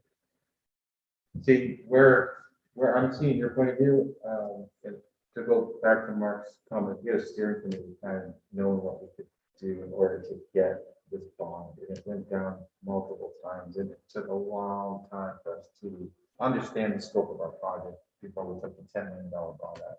So I would want you to have that discussion for us to do that. But the time of the essence is what I guess people are saying. I'm sorry, that this is an outside. I can't see us replacing the ambulance before it's needed to be. So As well as you probably couldn't get one now anyway, for the same reasons. because the dollars, Supply chain. So be ordered. yeah, and I think. That would almost be ideal though, if we had to order it, because then we wouldn't get it for 3 years. yeah. take 3 years. Yeah. Prepay with a loan. I do that with grain. I prepay grain with a loan. Buy it now. I thought part of this whole discussion, the family that does it, they're just marginally getting by with their income. Family. While it made great sense to buy that car for the last 20 years, now it's just rates are good. You just don't have the money. We do not have an extra amount. School is what we're seeing here. As much as I totally want to do that, I've been trying to get that done for 4 or 5 years. Get to this selectmen to do it. But every year it's the same thing. We're like, take it down the bad road again. And I just don't think that we could swing it this year. As much as it makes total sense financially, I just don't have that extra discretionary. As much as it makes total sense in the long range. You just can't do it. So it depends on what you're looking for in the end. The product of both schools and town, right? And the reason and all that. What we're looking for overall sustainable rate of an oversight on the tax rate, correct? We discussed this, that's why I just oversight of all the budgets, the overall tax rate and that. So what is it that in order to evaluate the good idea, we would be looking at for a number? Because you're saying we can't afford it, but Tom's has done a presentation per se of what year to year has been based on valuation and stuff and how things have changed. It's worth looking at the data and collaborating on information to determine yes or no. That's why I've asked Tom, we're supposed to have a capital improvement committee meeting Yeah. in the next couple of weeks. We're just trying to have a couple of schedule, but that's why I want Tom to make that presentation to the other three members of that committee. Any of you that want to come to that meeting, please, just be alert, we'd love to have you there for discussion. This is not a new topic for us at the CIP, saying we should be spending $500,000 more a year on roads. Totally makes sense to borrow the money now, if you had the money to pay. Just, I don't think we have, I would not, I can't see the clarity of that yet. You bond money. You bond money. It's often not have it- You don't pay for it in the first, You that's, really don't have to pay it on your expenses. You don't have a big debt service case first year. But I don't disagree with you, Don, but then you actually might have reduction in expenses. Technically. this is also another reason why the CIP using it for CIP, using this model for CIP items could make even more sense because the expenses for that payment are already there. In fact, the expenses for that payment are already larger in that year. Like you're already planning on spending the full amount for that item next year. And instead of doing that, you're going to spend much less money over the course of the next 10 years. I think this is going to be analogy to family and the father. I think the thing philosophically that I think about is the idea of suppression. But if you know have to spend money, if you know the roads have to be built, like if we're going to spend this money, then I think we have to, okay, it's two bad decisions, but it's too bad decisions. We exercise this and it's painful, it's too choices, it's philosophical. Yeah, we do, I mean, I think that's the thing to think about.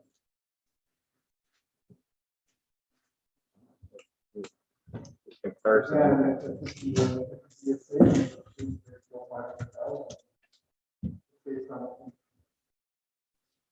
nobody puts the ball, which it seems like money is going to be more expensive.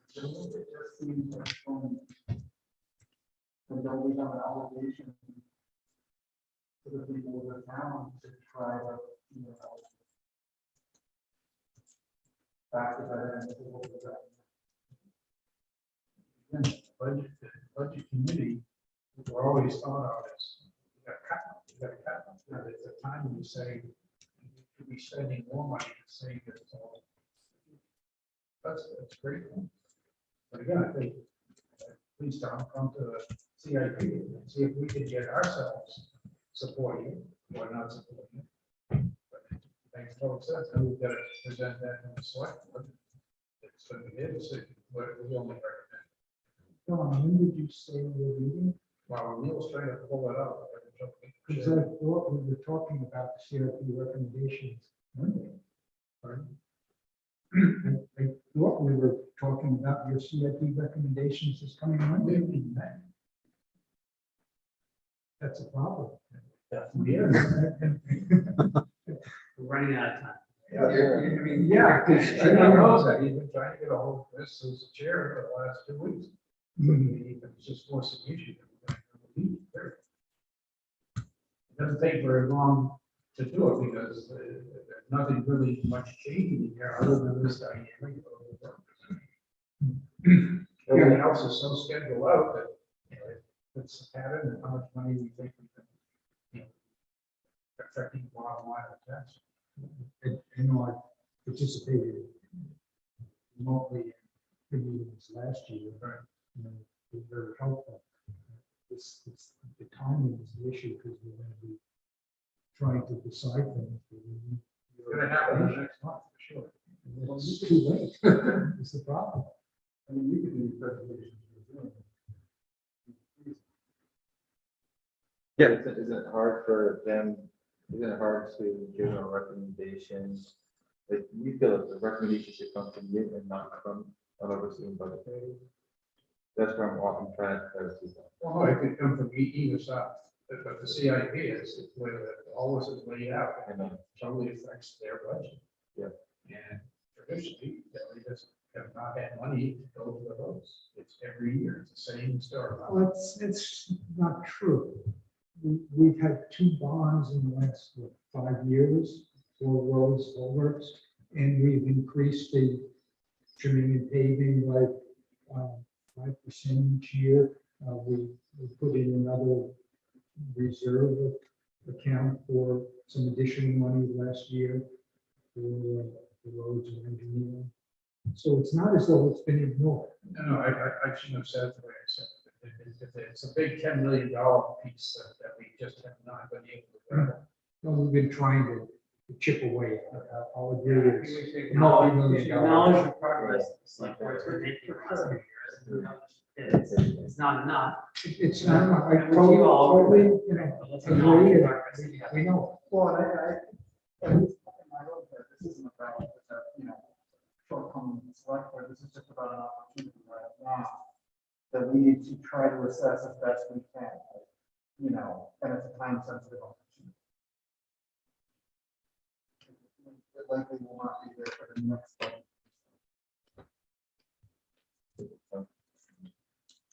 It would certainly be interesting if the CIP committee recommended borrowing $8 million, budget committee recommended borrowing $8 million. And then it was presented to the town, but the town folks at town meeting to say to the select board, we want to increase this by this amount of money, do we think it's the right thing to do? That couldn't happen. But in the short term, it's gonna bump up taxes though. A big Well, loan if it's like- on, if it's on CIP though, it might not, because the payments are already planned out over the next 5 to 10 years. Oh, it's only, Yeah. at this point, Yeah, I see. 700,000 for next year for CIP. If you borrow. Mark just said that, first year, the bond payment doesn't really affect the tax. Yeah, so what happens next year? Well, no, we're just taking it to next year. Yeah. But you've removed all the payment, you've removed all the payments. Well, okay, so, It's a tough year for both sides, school and the town. So maybe next year with the magic of federal money, whatever, maybe it's gonna be better. Can I just clarify, you say there's 700,000 CIP for next year. So, just to make sure. You would expect the 2023 budget in the town of 700,000. For 2022. We would be putting 700,000 into the reserves for capital improvements. And that And is then- in here somewhere? Yes, Is that part of the operating budget? no. Here. CLO, 705,000. That money goes into the reserves for things like ambulance, fire, et cetera.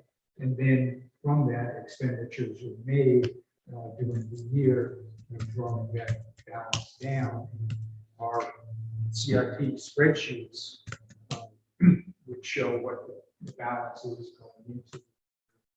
What the projected payment is going into it for the year.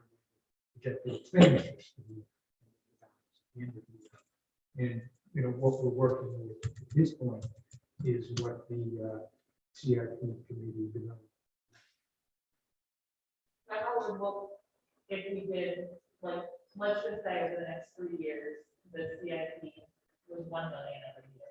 I know it's 700,000, but it's for round numbers. If we raise a $3 million bond, we said those $3 million go toward all of those 3 years worth of CIP projects. Then effectively what the budget would look like in that first year that interest kicks in would be $0 going to the reserve fund for CIP. 200,000 in interest or whatever it is. And then that delta that we freed up effectively, 500,000 could go towards roads. Right? That's what. Yeah.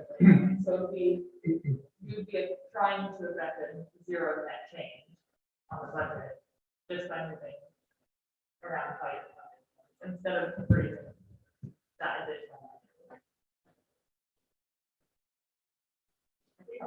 Yeah. I think, okay, so I think there, so looking at the actual bond numbers from the presentation last week, based on for the roads issue, money we spend now versus money we spend later, if we bond, we save about 17%, 17 to 20%. If we can do it, but we can't spend all that money right now. So that number doesn't really make sense. But I think there's an interesting question if Dan's coming next week, the interesting question is how much can he spend next year? Because And I will make sure to ask him that. because if he says $1 million, even if all these budgets are increasing, if he says he can spend $2 million and that saves us, $400,000 over the next 10 years, that's worth really discussing. But until we know how much he can really do, then it might not be worth too much. And then the other side is for the. Right, so, and it doesn't necessarily result in any net increase, but it's just, It's right. yeah, so it's, results in net savings. And right. And then I think there is, the CIP thing is a much more complicated issue because there is a depreciation of these assets. And if we buy an ambulance 5 years earlier, that does make a significant difference. So it might be worth actually going through item by item over the next 5 years for the CIP, marking out both the depreciation value, also how much money we'd save by doing loans now versus later, and then actually like coming up with a final number, because that number might actually be much lower than 20%. That number might actually be closer to 1 or 2%. And if we're only talking about 1 or 2% to blow up our entire CIP plan, we might not be having the same discussion. Also, there's an ambulance for 3 more years on it. Somebody else wants to do Right. something for it. Right. So, Right. It's not, it doesn't necessarily work here. Yeah, I'm totally happy to go through the CIP plan and try to come up with a more concrete number of what that percentage would look like. I mean, that might be, yeah, that would be great, and I think that's an interesting conversation for the CIP. That's about recommending. Are there elements of the CIP that could be, it might make sense to accelerate? Yeah. If we were to. It's like we're going to take that information. Could it be possible to pre-buy an ambulance and keep the ambulance that we have for 3 years? No, pre-order an ambulance, pay for it ahead of time, but continue to use our ambulance that we have for the next 3 years. I don't know the answer to that. In effect, let whoever's supplying the ambulance take the risk of inflation.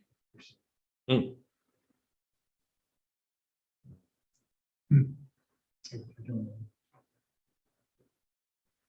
Well, I mean, Norm's answer, putting in a warehouse is the same thing. Doesn't matter where the ambulance exists. As long as we paid the money and we get an ambulance in 3 years, it doesn't really matter where the ambulance is.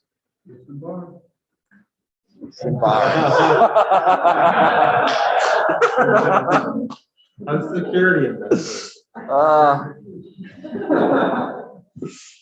How is that going, by the way? Any update? Change. We should have the numbers in about 3 more weeks. Again, the problem with trying to get a budget done.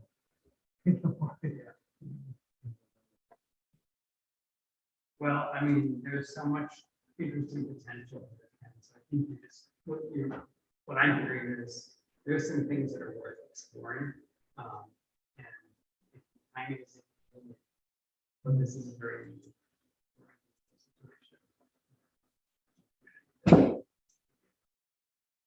Can you promise in the next 2, 3, 4 days, this is. Yeah. It's gotta be scheduled soon. Can you sort of look at this? Yeah, definitely. Just put your theory to that, so it comes to the meeting.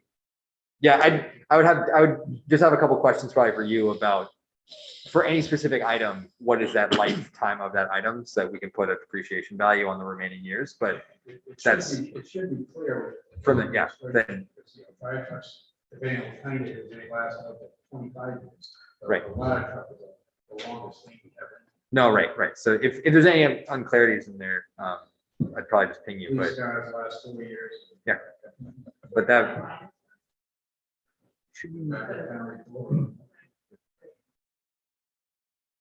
I'm just looking at, big things that are coming up. The ambulance, 333,000 in 2023.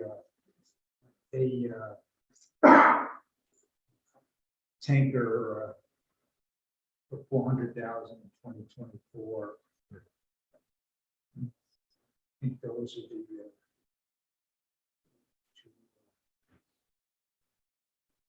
two particular big ones. So are these costs based on what the increase may be now? versus inflation? Well, as a year, I guess. Right, no, it's an inflation. Yes. Yeah. I'm just thinking because everything will increase so much. Inflation rate is in the 30 years. And so as I'm listening to all of this and encourage it. However, I also think we need to look at the fact that if you allow to purchase something, are you utilizing that money now more than before? This is not the time to purchase something. Inflated so badly. And whereas if you have 3 years down the road, I mean, it's all. Yeah. However, as we look at our own budget, now, putting on fire, these things are so. So you're saying putting more flying because things are inflated. Versus saying flying they're now. saying And I'm not well, saying- yeah. I mean, but I think there's things like roads, which we can only expect those costs probably aren't going to come down, but there totally could be other things where the cost could come down. Well, Yeah. I mean, we don't know in 5 years, maybe they will come down. And, we don't know what or how much federal programs. I reacted negatively, but I think it's a good discussion. The real hidden problem is if money is available, but help is available. It's still not. Want things done. And they have to be doing it sooner. Okay, is there further conversation on this? Ken, you feel like you've got some input from the committee here? It sounds like there's some next steps. Tom, thank you for step through that and to bring some of that to the CIP reading. And Don, I just asked you, let me know. See what you think. Yeah, I'd like to know too. Yeah, can you send out an email? Yeah, we'd like to. That could be more of a problem. Okay,